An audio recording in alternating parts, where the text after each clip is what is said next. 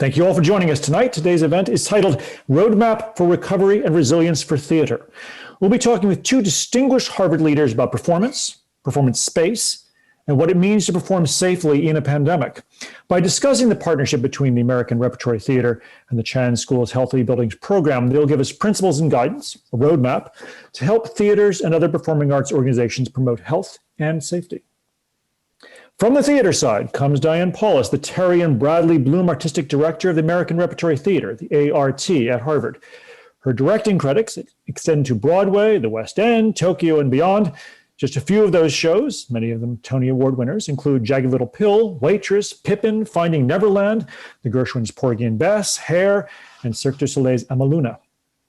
Diane is a professor of the practice in both Harvard's English department and the Department of Theater, Dance, and Media. She was selected for the 2014 Time 100, Time magazine's annual list of the 100 most influential people in the world. Diane is joined by Joseph G. Allen, assistant professor at the Harvard T.H. Chan School of Public Health. Joe began his career conducting forensic health investigations of sick buildings across a range of industries, including healthcare, biotechnology, education, commercial office real estate, and manufacturing. At Harvard, he directs the Healthy Buildings program, where he created the 9 foundations of a healthy building. He's also the faculty advisor to the Harvard Healthier Building Materials Academy. He works with Fortune 100 companies on implementing healthy building strategies and presents internationally on the topic. His work has been featured widely in the press, including the Wall Street Journal, Harvard Business Review, the Washington Post, Fortune, and the New York Times. More information at forhealth.org. Without further ado, let's begin discussing the roadmap for recovery and resilience for theater. Diane, the virtual floor is yours. Hi, thank you so much. Delighted to be here with my colleague and friend, Joe Allen. And we thought we'd have a conversation discussing our collaboration and discoveries we've made through that partnership, what we're facing as an industry, what we're facing in this pandemic, and then we'll be opening up for questions a little bit later. Hi, Joe. How are you? It's great to be here with you. Likewise, great colleague and great friend, and I've enjoyed this journey. I shouldn't say enjoy it. It's been challenging for everybody, but I've enjoyed the back and forth and the mutual learning. I thought I'd give everyone who's tuning in a little bit of background on how we started this collaboration. For folks out there, you may know that the American Repertory Theater is planning for a new home in Allston, part of the new campus, the Allston campus at Harvard. This is years out now. We're still currently at 64 Brattle, our home in Harvard Square. But in consideration of this major new building project, we started to put together think tanks and design charrettes around major issues we'd want to incorporate into the project. And I was speaking with Professor Howard Koh at the Chan School about public health and how we could lift public health as an initiative in our new building. This was years ago, before the pandemic, and Howard said to me, well, if you're doing a building, you must know Joe Allen, who is in charge of the Healthy Buildings program. And at the time, I had no idea there was such a thing as a healthy building, let alone a sick building. So anyway, we reached out to Joe. He came. You saw our plans, our early concept, kind of envisioning of what the building could be. And Joe, you were so helpful in that moment to just help us think about what a healthy building in a performing arts center could be. Then flash forward, the pandemic hit, and I rang you up because I think you were in the press a lot, and you were talking about masks, and our costume department was pivoting to use their sewing machines and our fabric that was in stock to make masks. And I called you to say, what do I need to know about making this mask, and how can we make sure we're making them correctly? This was really early on, I think, like maybe early April, late March. And you started telling me about the recovery work you were doing for other industries. And I think folks out there would love to hear, the breadth of work you're doing from the corporate world to schools. And you said to me, what about a roadmap for recovery for theater? And that's how it started. And we began this conversation that led to the creation of this roadmap, which is a living document, a framework is how we love to think about it. And it's hosted on the ART website. So if you're not familiar with it, you can go to the American Repertory Theater.org website and you will see it. And maybe we can put it there in the chat for folks. And we've been through 2 editions of that roadmap. It's ever evolving, ever changing with the science. But maybe with that, I'd love to pass it to you, Joe, to say a little bit about your background, and maybe you could give us a high-level tour of the roadmap from your point of view. Yeah, sure. I mean, you can imagine my delight when Howard Coe reached out to me and said, would you like to start working with Diane and A.R.T? And I've been an admirer of Diane and the work of everyone at the A.R.T for a long time, and theater broadly. So I was delighted. And it's not usual that public health gets a seat at the table in design charrettes. So it's a credit to Diane's broad thinking about driving a large picture public health agenda into the thinking around a building. This doesn't happen very often. I know this for a fact.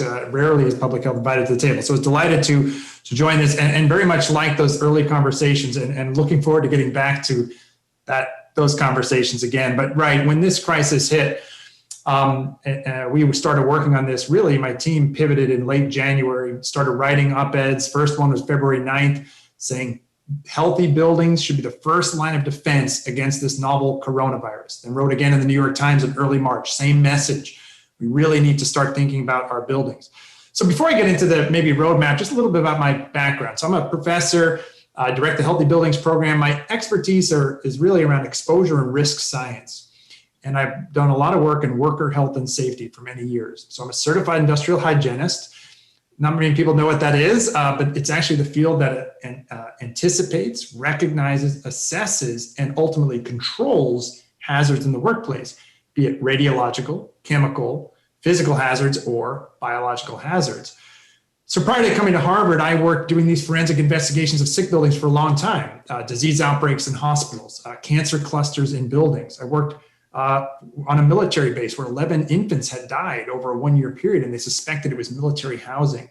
So high stakes situations like we're facing right now, where people's lives are on the line, and you have to make good decisions about what controls to put in place. So I say that because while the pandemic is totally unfamiliar to all of us, there are aspects that are really quite familiar. We know how to keep people safe in buildings. We really do, from any of these hazards. And it just means paying attention to some of the basics here and putting in stringent risk reduction control strategies. And right when I first started talking with Diane, everyone in school public health has been quite busy going back to March, but I've been advising many organizations. I'm on the coronavirus task force with Provost Alan Garber for Harvard University, helped many universities, K through 12 schools, been doing a lot of work in this space. I'm a special advisor to Massachusetts Supreme Court on reopening jury trials, done child community care centers, done some work for the NYPD, and then finance, biotech. Anybody who reaches out, really, we say, sure, how can we help you, get back on your feet? But I feel a special passion about this project because, as we first said early on, there's no recovery without the arts, really. There's no recovery without the arts. So when I first started talking to Diane, I think the hardest thing for everybody is to make sense of the chaos. And remember the chaos in March. Lack of information. This is before the major news outlets really started reporting well on this. And it's where do you find information? How do you do? And it feels chaotic. And I totally get that. So one of the first things we did was to say, well, let's set up an organizing principle for this roadmap to recovery. And in addition to our principles, we can talk about those. I want to talk about something called the hierarchy of controls. And that can ground us here. And the hierarchy of controls is something we've used in my field for a long time. It's a layered defense approach and only has 5 parts. And because it only has 5 parts, I think it helps make sense and order and gives everything a home. All this information coming at us still every day, it changes. New studies even this morning that we have to incorporate. So the first is you want to eliminate the hazard. And so how do you do this in this context? Well, it's prioritizing work from home, prioritizing the administrative tasks that can be done remotely, like these kind of conversations. Second in the hierarchy is substitution. So how do you substitute and identify just the people that need to be back, right, and physically present? Harvard's doing this all over the campus. 3, healthy building strategies. These are engineering controls like ventilation and filtration. We can talk about that in depth, especially during the Q&A if people have questions on what they should be doing around their healthy building strategies. 4, administrative controls. In a theater context, how are you going to handle the flow of people? Manage people during rehearsals 6 feet apart. How do you handle these queuing, the bathrooms, all of these issues around administratively? How do you handle this? And 5th is PPE, personal protective equipment. In this context, it's universal masking. So let me just pause there for a little bit. That's some of my background, how we got engaged here, and then just a quick overview of the framework we've been using, this hierarchy of controls, to layer defenses on top of each other as our first cut for how we're going to manage risks for everyone in the theater. I just want to lift something about this that was so meaningful to me early on, because as you say, it's so overwhelming. There's so much anxiety around how we can be safe. And you said something to me early on. You said there's no such thing as zero risk. And that was really important to hear and to think about. And in the same breath, you said, number one guideline, health and safety first, right? So, but to understand that the approach to reopening is going to, by necessity, mean a layered defense approach of mitigating and reducing risk. That was really eye-opening, and I think it continues to be something we have to really understand, that this is not going to change. It's not going to be like a day is going to hit and we're back and it's all better and we can just go back to business as we used to do theater. It's going to be gradual. We've seen this drag on, and I think thinking about the layered defense, I wonder if you could just say a little bit more about that. Yeah, I think, like my field is exposure and risk, and there's no such thing as zero risk, and especially not during a pandemic. That doesn't mean we throw up our arms and say, let's just do whatever. So clearly, as you outlined, the first goal, we laid out our principles, was keep everybody healthy. We prioritize health. I mean, there's no question about this. And we have to recognize too, that in this hierarchy, in this layered defense, there's no zero risk, and there's no one control in and of itself that's sufficient. There's not this magic bullet out there, right? And we're waiting for this vaccine. Even then, we still have to wait till everyone's vaccinated. We're a long way to go until that happens. It doesn't mean we can't do things right now. And the way I think about kind of this timeline even is to say, well, look, we have these non-pharmaceutical interventions, things you've been hearing about now, masking, distancing, ventilation, filtration. These can work while we wait or other developments happen, like better rapid testing, better therapeutics. And the eventual out of this is the vaccine. But we have agency. We can do these other steps ahead of time. And I think it's really important that the layered idea really works, because especially early on, there was a lot of, the science was still developing. And there was attention paid to things that we thought might have been important at the time. For example, maybe we thought fomite transmission was a bigger deal, contaminated surfaces. Now we still have to concentrate on those, but it looks like that's less risky than these other transmission pathways through the air. But some organizations back then were simply just saying, look, we're going to clean everything. We're going to spray chemicals everywhere and we're done, right? And that's not right. So you layer the defenses because you don't know which one's going to fail at what time. And it's very much like physical security, right? You don't just have one layer, you have multiple layers to protect people. We do the same thing for cybersecurity too.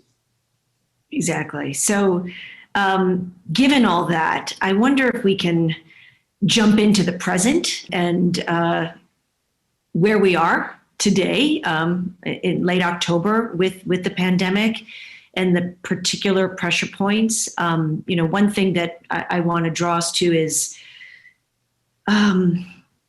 ventilation. I think we should just spend a second on that, because you just mentioned it, but you were early on in this journey talking about airborne transmission of this virus. I think now it's quite well understood that airborne is a situation, and when it was summertime, it was clear being outside was a help. Any activity outdoors, eating outdoors, taking hikes with a friend outdoors, 6 feet apart with a mask on. You could feel kind of secure about doing that. So I think a lot of theaters are thinking about the outdoor option. You saw many theaters across the country experiment over this past summer, and I can imagine, like us at ART, interest in pivoting to some outdoor options for next summer. What does this mean for indoors? I think let's get into the indoor question, because there are theaters around the world that have opened their doors indoors. They open their audience to indoors. We've seen this in South Korea. In fact, I just zoomed into the first rehearsal of a production in Sydney of our production of Pippin. They are convened in Sydney with many, many protocols, quarantine pod, masks, social distance, but we're doing Pippin there, full out for a live audience in a big theater. So I think I want to say that only because I believe theater will be back. We are not looking at a future where there will never be indoor theater, but there are particular challenges with indoor large gatherings. And I wonder if we can unpack that a little, right? Because you and I, Joe, talked recently about the fear of the super spreader event. Yep. That is an indoor phenomenon, often tracked to large gatherings indoors. And I've had a little bit of an issue with this because I feel like the theater is not necessarily the same as, an indoor bar where lots of people have their masks off and are talking loudly over music, or a social gathering, whether it's a wedding or a Sweet 16 party and everybody's got their mask off and are hugging each other. So what should we know about indoor theater gatherings? Yeah, I'd say first, I really like your sentiment, and this has been your approach from the beginning. One, it's let's get into the science, and two, this optimism. I share your optimism. There's not a lot of optimism right now in what we're seeing, but around the world, or I should say in the country. But I share your view that we will get back to theater. There's no question, and we can do it. It'll be different at first, but that's okay. That's okay. And it's heartening to hear that it's opening in places. Actually, it's in places where their country has gotten this under control. So that's a key condition precedent. You can't have uncontrolled cases before we even talk about what happens in the building. Right. Spreading. So that's important. But maybe we'll go back, right? So when we first started talking, I give you credit and your entire team credit, right?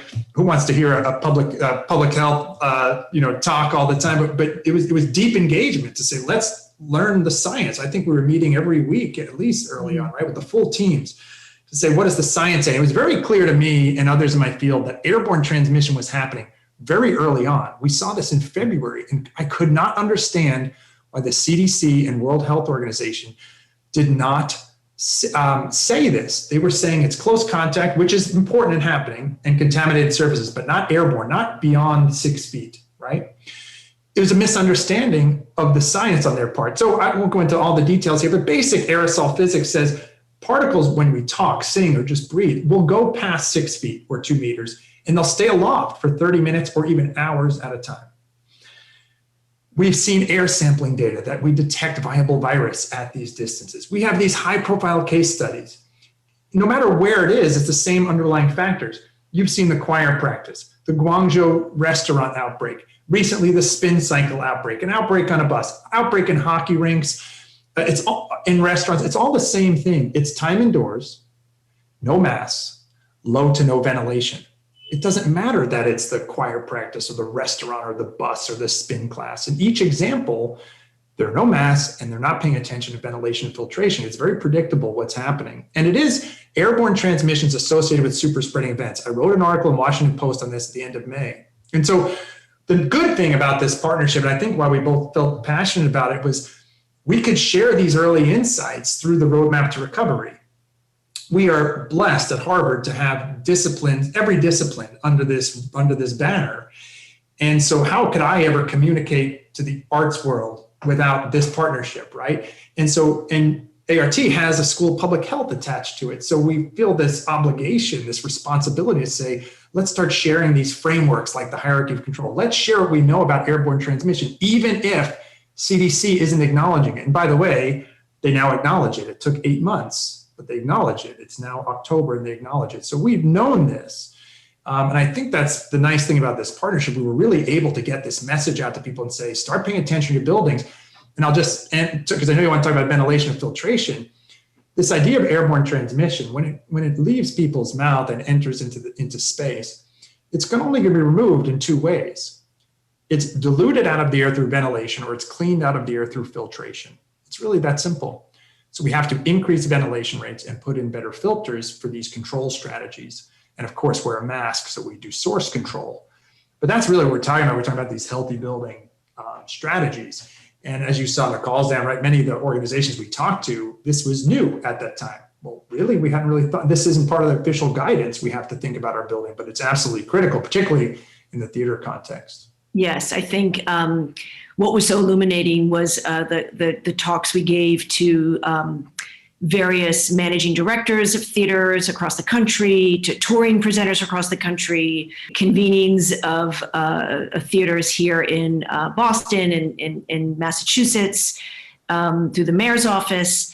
And I think what was illuminating about that is that most theaters don't think about their facilities department as quite as core to the artistic programming on the stage. And I think it's a real mind shift to think about facilities and your space kind of at the core of what you're doing, and managing them to health standards, which are not always code minimum standards. So these were really big kind of light bulb moments for me when you said to me, most code minimums are to protect equipment, not human beings. So a lot of this information, again, for folks listening, all the detail is on our website. But I'm wondering if you could speak a little bit specifically to this notion of, okay, I'm going to back off because I can't afford a healthy building, right? I'm a small theater company. I'm a high school theater department. I'm a community theater. You know, our intent was to make these guidelines available across the ecosystem, right? Whether you're a regional theater, you're a Broadway theater owner, or you're a high school theater department. And you really are very passionate about this. This doesn't necessarily have to cost a lot of money. So can you talk about that? There's this misunderstanding that these healthy building strategies are expensive. And, you know, I have a colleague, John McCumber, I know he's online because he's a big supporter of A.R.T. We just got off a presentation. We wrote a book together, Healthy Buildings, that talks about, he's at the Harvard Business School. And we talk about the economics around healthy buildings. And the reality is that healthy buildings aren't expensive. Sick buildings are expensive. If you're not a healthy building right now, no one's coming back into your building. That's expensive. If you're a building where you have this disease outbreak, that's expensive. And even going before COVID, sick buildings are expensive buildings. And so healthy buildings don't have to be expensive. You know, I've been really careful too in thinking about the recommendations we've made from the beginning, right? And we could jump to super sophisticated advanced air cleaning technologies, but you know, that's not going to help the high school theater company, right? How do we do this? So some of these are really the basics, and they're boring, but they're boring and they work. Like hand washing is super boring, but you know what? It works. So, you know, bring in a little more outdoor air. So your existing systems, maybe you can do that at your rehearsal space. Can you even open up the windows just a couple inches, bring in some of that outdoor air? Better filters cost a couple dollars, really, a couple dollars, maybe a little more cost than the energy to run that.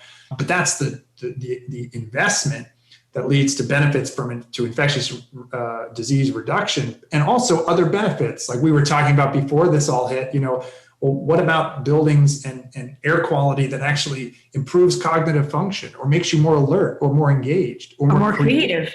Yeah, exactly. And so there's all these other benefits that come with it. So we argue on the other side of this that it's the unhealthy buildings that are the things that are really quite expensive. Yeah. I think one other area I'm looking at the time just to talk about before we go to questions is the issue of social trust and what it's going to take for this industry to get back on its feet. And that's also talked about in the roadmap, right? And you were so clear early on, Joe, that there are controls you can put in that are visible, right? You see someone constantly washing the doorknob as you pass by.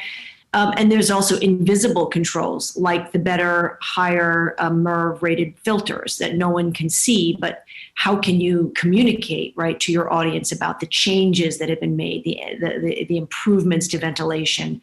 I think we've all seen this, happening in schools, as kids went back, those that were able to go back in person, the kind of communication schools were putting out about what they could do to, make the situation feel safer and healthier. In fact, if it was safer and healthier, right, not just feel that way, but to reflect what had been done. So I think this issue of social trust and communication, the communication piece is as important. And I just also want to say, it's not just the audience, right? For those people listening that are in the business, we're also deeply concerned about staff, artists, rehearsal conditions, backstage controls and flow and choreography. And I would just want to share from the A.R.T point of view, we've felt that it's been very useful to go in small incremental steps. So rather than say, okay, we're going to stage this big show and here we go. Frankly, first of all, we couldn't do it because we're subject to the city guidelines, the state guidelines, Harvard University guidelines.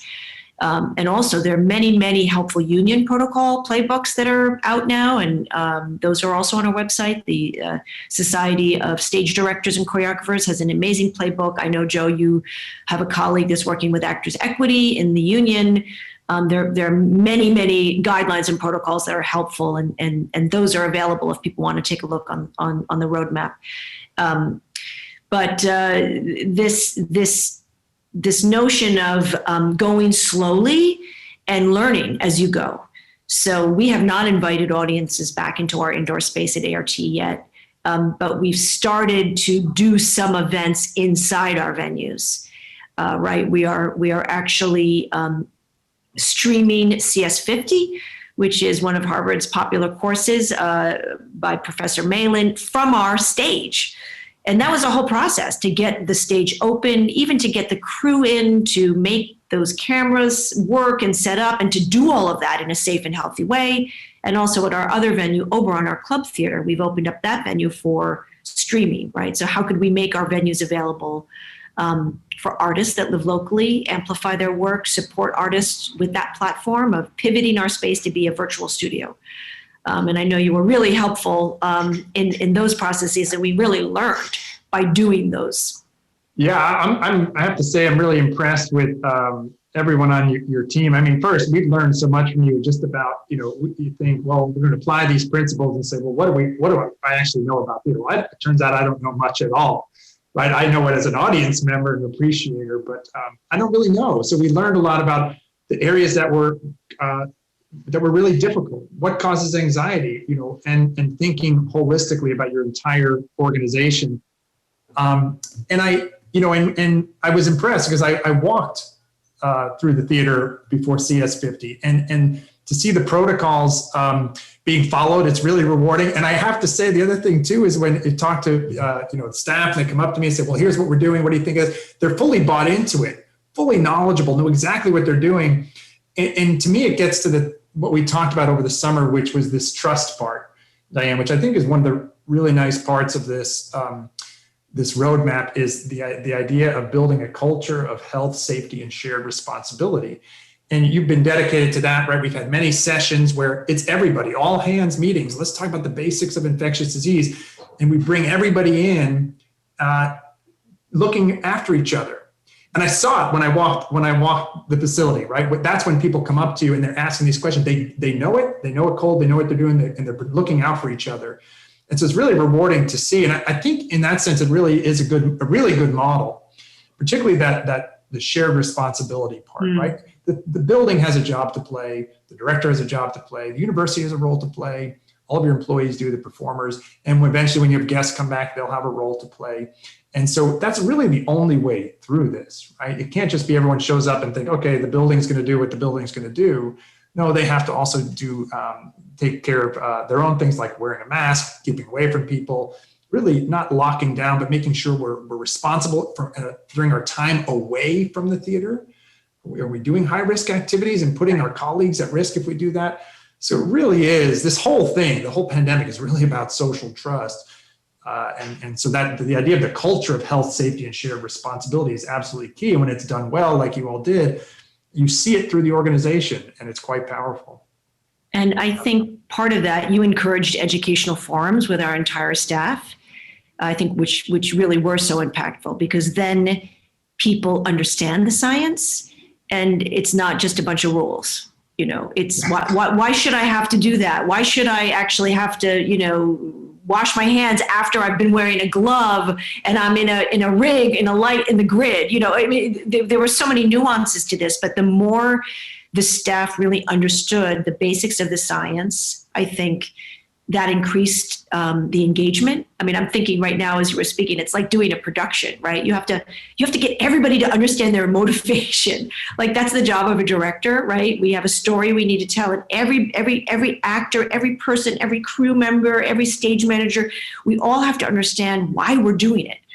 And then we all care equally about achieving this, something that we can only do together. And that's the beauty of the theater. This is not a one-person field, right? It's based on collaboration. It's only can happen. And then I think the last piece is, how do we think about the audience as the partner?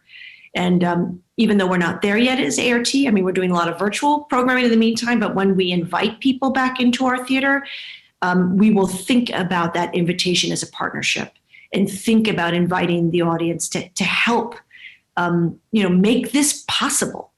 And join us in that spirit. So there, I see we've talked a lot.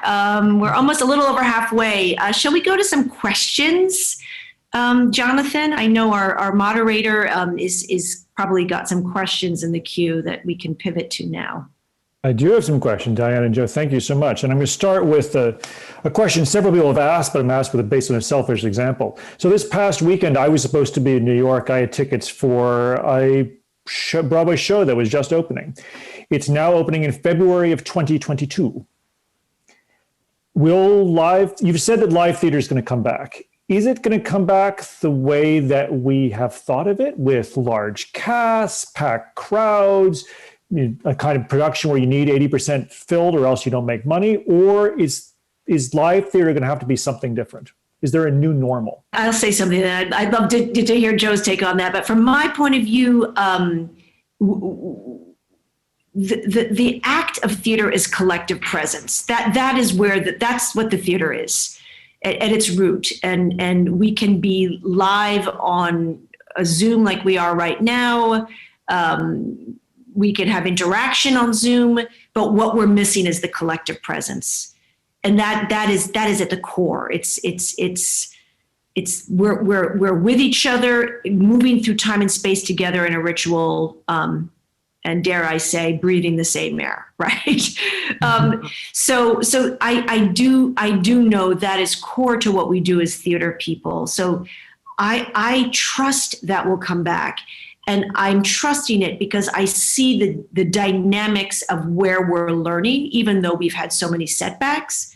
And I wonder, Joe, if you want to underscore any of that I think as we learn about the controls, as we learn more about the science, as we get better with testing and treatment and therapeutics, this will all impact the comfort level of being back inside a venue, indoor, whether we can be side by side, shoulder to shoulder right off the bat, whether we will have to de-densify, whether Broadway will be able to sustain that economically, question mark. In the beginning, because of the economic pressure points, will there be shows that come back that are smaller scale? They're going to be smaller scale because they're easier. They're going to be easier to manage. There's going to be less financial risk. But will there be big shows with lots of people? Ultimately, I have to say yes. We will be there eventually. Whether we're there immediately, maybe not. Yeah, I'm with you, Diane. I think we'll get there sooner than that timeline that was presented. Why I have optimism, despite all the signs we see, and essentially a federal government that has all but given up here and left us hanging, is that for the first time in history, every single scientist in the world is working on the same problem. That has never happened. And there are a lot of breakthroughs that are happening below the fold, right? The vaccine, that's all front page news. But there are minor breakthroughs in the field of statistics being applied to how to analyze vaccine data. That doesn't make the news, but it's happening. But you have all these brilliant minds all over the world applying themselves. And we're already seeing that. Look, we haven't had a vaccine developed this fast ever. We're beating it by years. So that's a massive advancement. We see new advancements in testing techniques. Actually, one of the vaccine approaches is something we've never done before.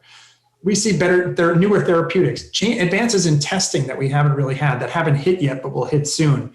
We're learning a lot, again, from the basics, what's working, what's not. If you look at the mortality rate after hospitalization, just in 6 months, we've driven that way down. Doctors and nurses are learning how to take care of people better when they're sick.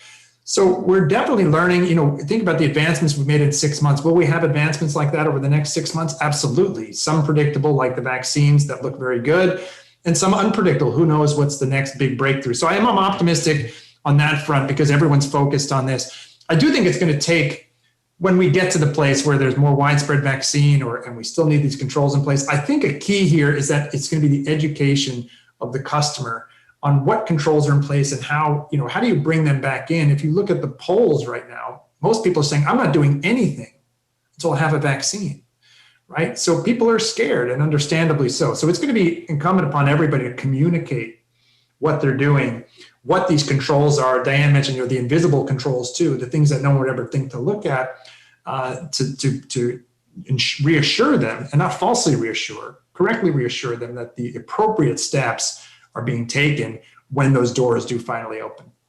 Well, so let's take that a little further. So my mother wants to know whether she should go to the theater.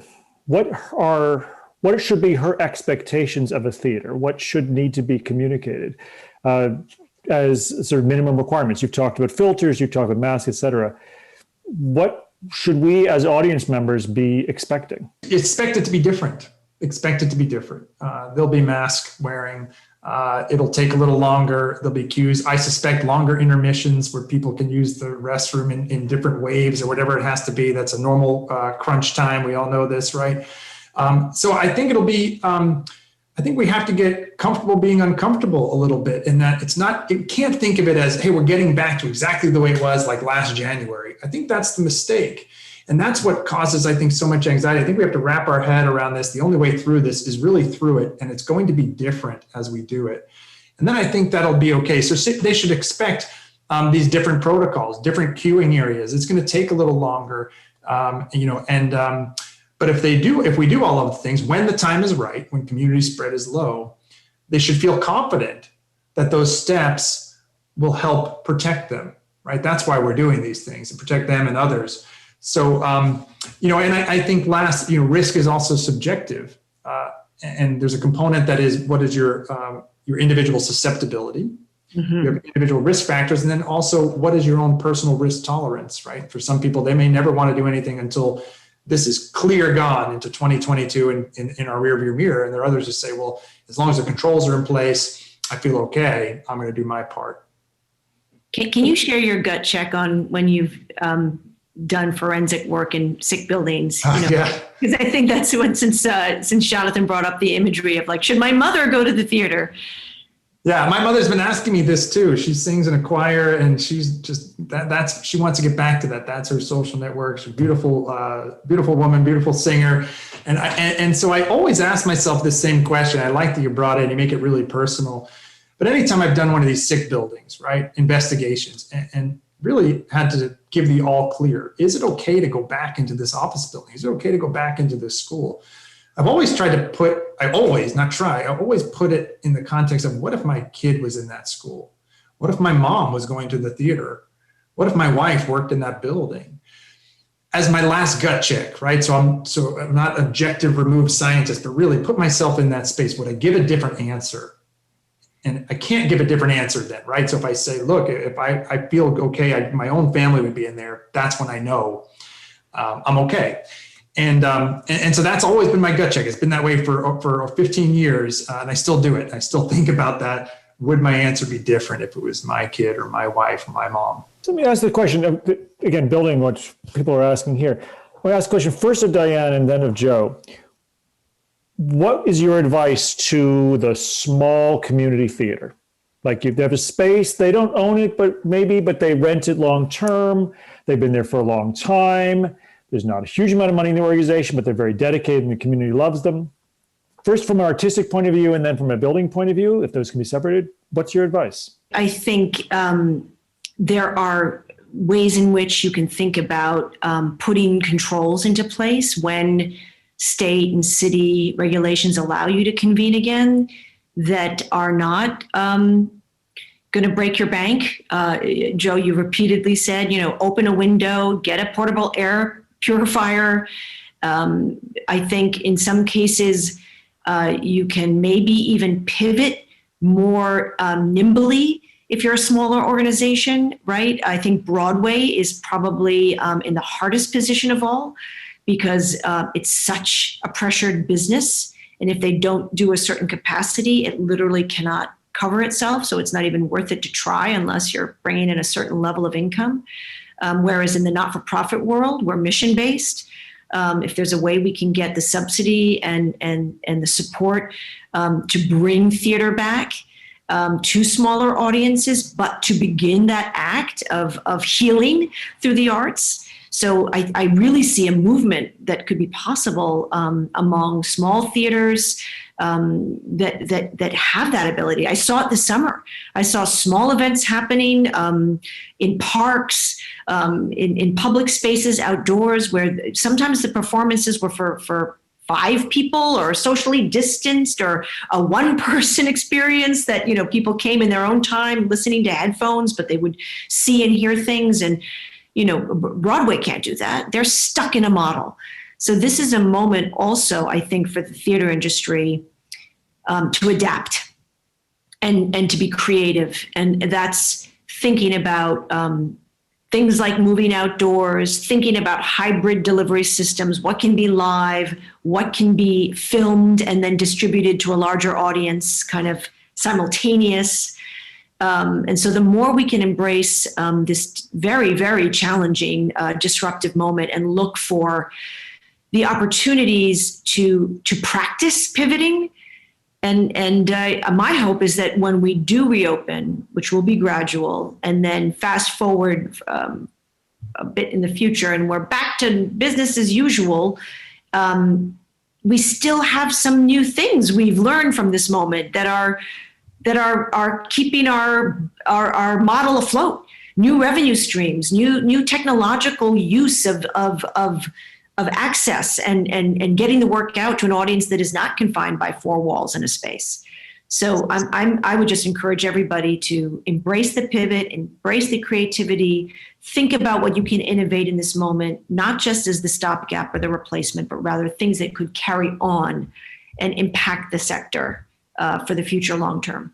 And I'm going to point in a second, but there are more questions about the sort of artistic and creativity sort of innovation side. But first, Joe, again, your advice for the community arts theater. Is it just a matter of masks and a few filters and we're good? First, I think Diane's answer was brilliant and actually gets me excited here that it is a time to innovate and people are quite resilient. So I'm excited to see what comes out of this from the artistic sense.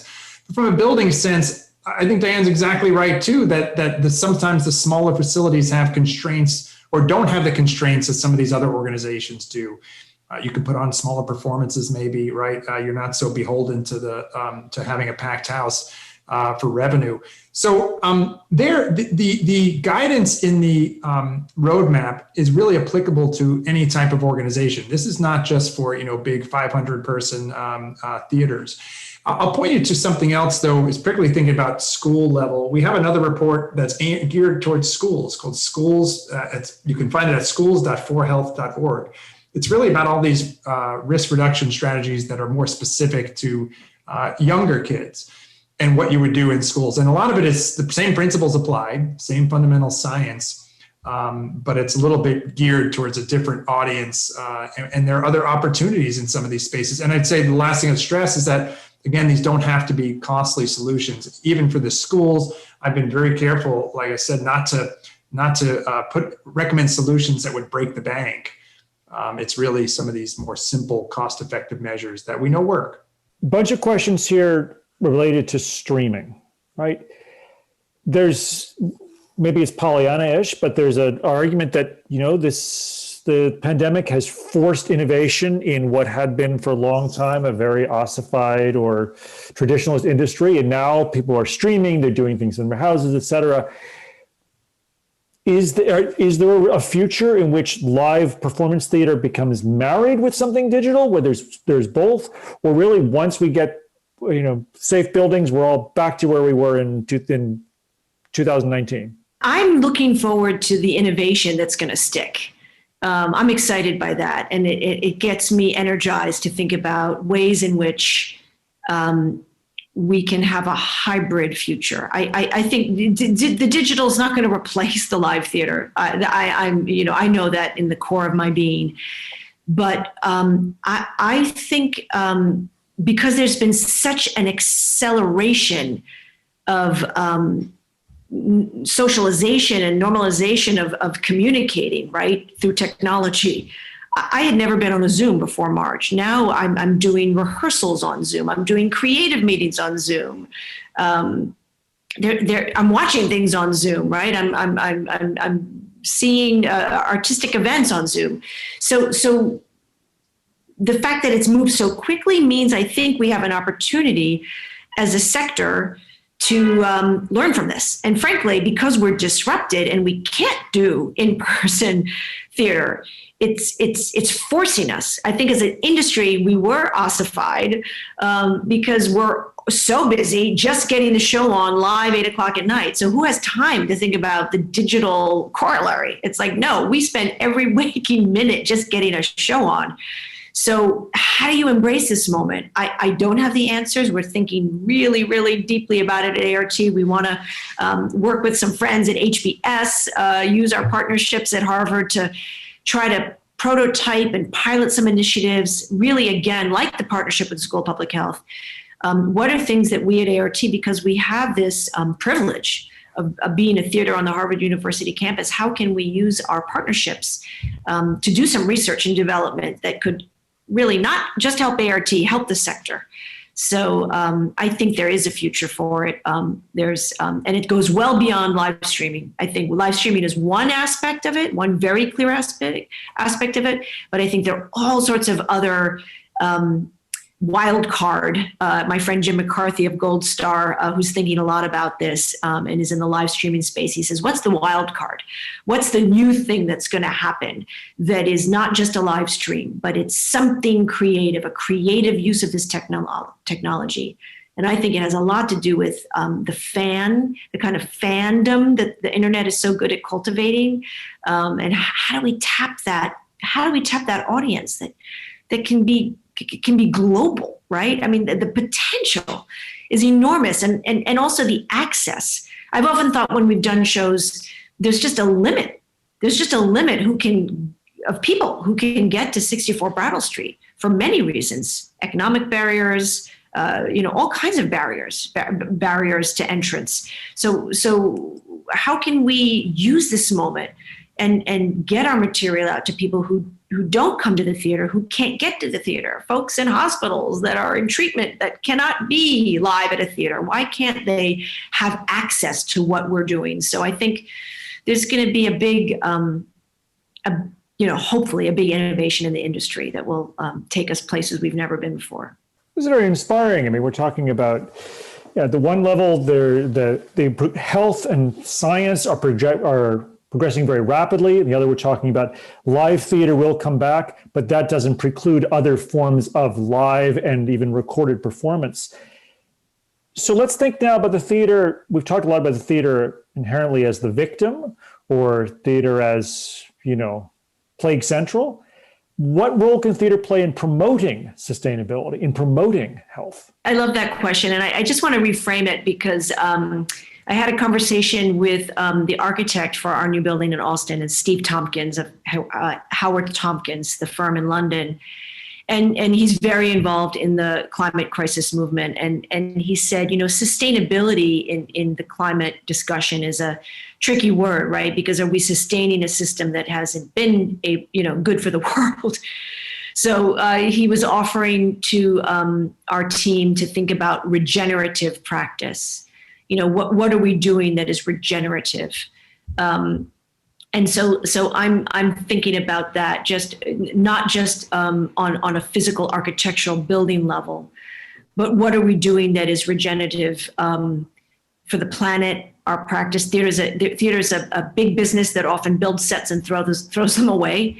How can we think differently about our resources, sharing our resources, thinking differently about where we are spending our money? How are we going to think differently about regeneration in terms of partnerships, our whole ecosystem, right? Thinking about regeneration when it comes to the health and well-being of our staff. What are the working conditions that are related to healthy buildings, like you said earlier, Joe, but also just practice. The working hours, how are we thinking about well-being and health of our staff and our artists? And right at the center of that, I just want to say, if we're centering public health, we're centering anti-racism, because we understand that racism is a public health epidemic and crisis in America. That is an epidemic that we are experiencing right now. Nothing new. This is a long-term reckoning. This is not something that has just happened. This is, reckoning with the history of the United States. So how can we think about our practice that centers public health, centers anti-racism, centers a spirit of regeneration? So I think about it as the planet, our organizational practice, individual, and how can we represent that as a model in the theater, right? Of working practice, values. It all comes down to your values, really. What are your values, and are you living your values? Are your values actually in action, not something you're just saying? Let's build on that, the notion of values. So can theaters really promote sustainability and health, or are they just places to be mitigated? I am so passionate about the healthy building movement being something that is led by theaters. We've talked about the green building movement that has really taken off, and everybody now aspires to green building kind of certified status. But how can theaters be the pioneers for healthy buildings, right? So you go into theater and you know that every theater is prioritizing health, and we're doing it as a value. We're doing it in how we spend our resources. We communicate about it, and it becomes the new norm. I don't know, Joe, do you want to jump in on that one? I'm with you all the way on this. We have a responsibility to do this right, and theater has the responsibility to do it right, like every other organization. Because the way I see it, we're entering into this health first era, right? I think about how 9/11 ushered in this security era. Everything was security focused. I think this pandemic fundamentally shifts how people think about the world and their role in it. And while we're dealing with this slow roll crisis, which is a months long, maybe years long crisis, we have a decade slow roll crisis in climate change. And you won't be surprised because I'm a buildings guy, but the buildings are at the center of all of this. So for some context, buildings consume 40% of energy globally. 80% of global energy is through fossil fuel combustion. When we do this, we release climate forcing gases and air pollutants that have immediate health impact. So buildings are central to fighting this next crisis. They're central to fighting this crisis. We know buildings can make us sick or keep us safe, and we've seen outbreaks related to poorly performing buildings. So we have this problem where our buildings have been a part of the problem. We have the sick buildings, as Diane said, standards set by engineers for bare minimums, acceptable standards that are objectively not acceptable. And so we have a responsibility to do better going forward as we usher in this health first era. And buildings, we spend 90% of our time inside buildings, all different buildings. I always say, what's your indoor age? So I'm 45, my indoor age is 40 years inside offices, schools, homes, cars, airplanes, theaters, right? The indoor environment's having this massive impact on our health, and we're not doing it right. And then there's also health beyond the four walls. And that is what I talked about in terms of buildings and their resource consumption, natural resources, building materials, the waste that's generated. And I mentioned the theater props, right? So how do we do that better? We know how to do it, and we just have to apply ourselves and do it. And everyone has a role to play, including theater. And it's a leadership moment, right? People look to Diane and A.R.T. What are they doing? Right, so you have your opportunity here to set the standard and say, this is how everyone should be thinking, right? Theater is not just, hey, get everybody in, out to see a show and leave. No, this is about our principles and our values, and we're living them, as Diane said. So it's a great opportunity, and I'm thrilled that public health will have a seat at that table. That's been part of Diane's mission from day one with that new building. Let's talk about education, because all of this, the fact that we're connected to Harvard here is not irrelevant. I'm going to start with Joe and then go to Diane. What would you say to students and instructors of students in teaching people about performance space, acting? What are the few things you want to get across in education over the next couple of years? Joe, for you first. I'll say this. I'll steal the words from my Dean Michelle Williams.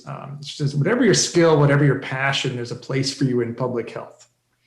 Right? I think this is the moment for public health. This is the rise of public health, and we're all in this game together. It gets back to the themes we talked about, this social trust, shared responsibility, looking out for others, thinking long-term health of everyone. So this is an education moment for the world and educating on the power of public health.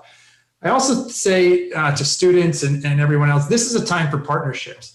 If there's one upside to this pandemic, and there are not upsides to this, but let's take one little silver lining here, is that it spawned these new relationships, deep engagements with Diane and A.R.T. I'm working with the Harvard's Graduate School of Education, the Graduate School of Design, the Business School, faculty working with the law school. I mean, and this is just within the campus, right? And students are integral to this, right? Doctoral student Emily Jones has been working with us from day one on this roadmap to recovery. My entire team, master's students, even some undergraduate interns from the summer were a part of this effort. So it's really this moment of partnership. And then it extends beyond our campus, right? Harvard never wants to do great and just leave it confined to our campus. No, we want to set a model for what can be done. And I think this roadmap to recovery and resilience is right along that path. We didn't create that to say, how do we get the A.R.T. back? We said, how do we combine these forces and educate, help educate, do our part to educate others on the science here so we can bring back theater for everybody and push these values and messages of public health values and principles, outside the confines of the Harvard campus. I want to say something kind of general, which is I feel this pandemic is causing a lot of stress, and I just want to name that. I feel it. With every day, right? There's just any number of stresses and anxiety that everyone is facing with all the challenges that the pandemic has sort of ripped the Band-Aid off on. And I said it today in a staff meeting at the theater that we have to think, never a failure, always a learning. And I just want to underscore that because there's so many things we're trying and experimenting with, and it can feel so overwhelming. And that's where we started, right, Joe, is the chaos and the overwhelmingness. So how can we, students, educators, faculty, people running organizations, leaders, how can we embrace and create space with grace for learning? And just really adopt a growth mindset in this moment, just in everything we're facing, whether it's anti-racism, racial reckoning, racial justice reckoning, health and well-being, anxiety, stress. How can we help each other and really think not about the space of judgment or shame around any kind of failure, but really always look for the learning in the moment. Very good. Well, we've learned a lot in this session, so thank you, Diane and Joe, and thanks to all of you who've joined us today. We hope you'll log into future signature events. Information about those events and recording of past ones, including this one tonight, can be found at socializeremotely.harvard.edu. Goodbye, everyone. See you in a theater again soon.